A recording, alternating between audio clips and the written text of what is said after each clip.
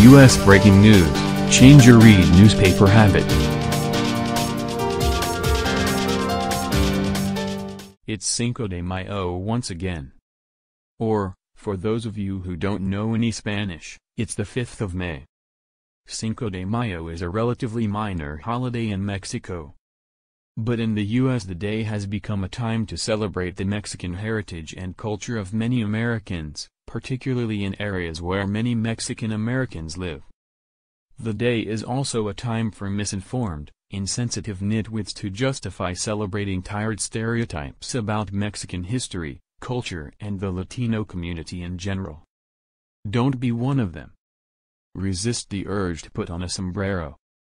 That fake mustache isn't funny. And that wannabe Mexican accent isn't either. But, yes, by all means do have a shot of tequila. Here are 5 ways you can celebrate Cinco de Mayo, the right way: 1. Know the history. Cinco de Mayo isn't Mexico's Independence Day, though a lot of Americans assume it is. The holiday commemorates the Battle of Puebla, where on May 5, 1862, the longshot Mexican army defeated a larger and better-equipped invading French army. But while the victory was a morale boost, Mexico ultimately lost the war. A century later, U.S. corporations commercialized the date, adopted by Mexican-American activists in the 1960s, in order to market to Latino consumers. Capitalism, transforming meaningful holidays like Christmas, Easter, St. Patrick's Day and so on into money-making ventures. By the way, September 16th is Mexico's Independence Day. 2. Visit Puebla. Pack your bags and head south to where the Cinco de Mayo battle took place, Puebla. The charming capital city of the state of Puebla is just over 2 hours away from Mexico City. When I visited Puebla, enjoyed walking through history at the city's center and admiring the many Spanish colonial buildings with walls adorned with painted Olivera tiles. The process to produce the pottery, known for its traditional blue and white patterns, hasn't changed since being introduced more than 4 centuries ago. 3. Sample the food. Food is a great way to learn about a community's culture. So, skip going to the local bar serving poor imitations of Mexican food and treat yourself to an authentic meal at a real Mexican restaurant in your neighborhood.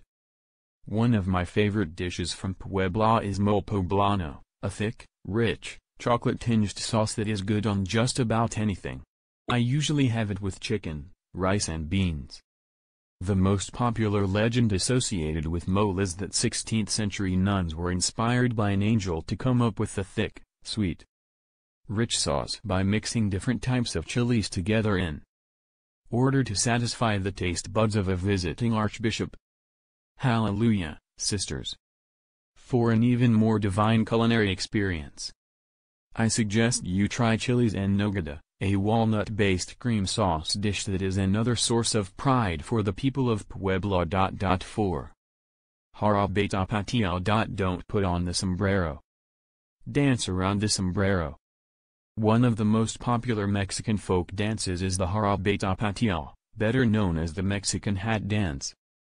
The traditional dance basically tells a story about how boy meets girl, girl disses boy, and eventually boy wins girl over.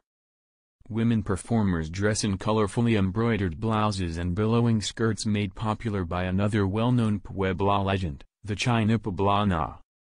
The men dress in charro, the silver-trimmed decorated suits used by mariachi bands. 5.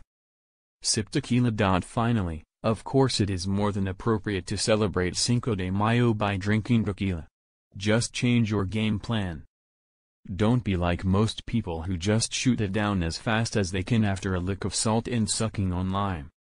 Tequila is meant to be sipped. I visited the Jose Cuervo distillery in the town of Tequila near the city of Guadalajara.